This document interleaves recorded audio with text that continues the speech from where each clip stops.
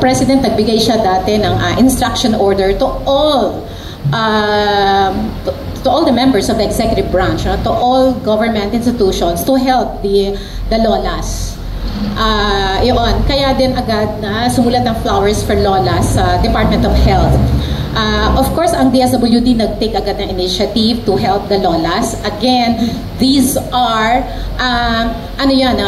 existing welfare benefits ng DSWD. More than this, ang kailangan natin yung the War Reparation Fund, the rehabilitation, the genuine public apology, of course, and the inclusion of this doon sa curriculum because that's what the UN CEDAW says.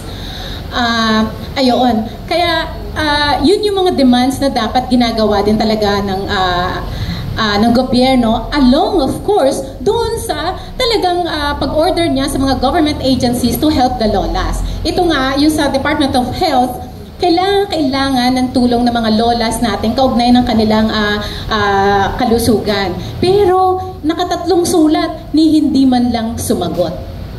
No, hindi ko alam kung kung Department of Health pa yung matatawag na yan. No?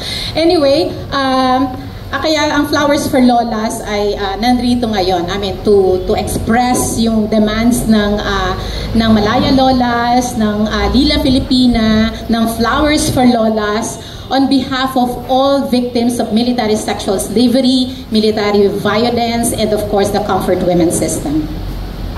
Okay, thank you very much, Virgie.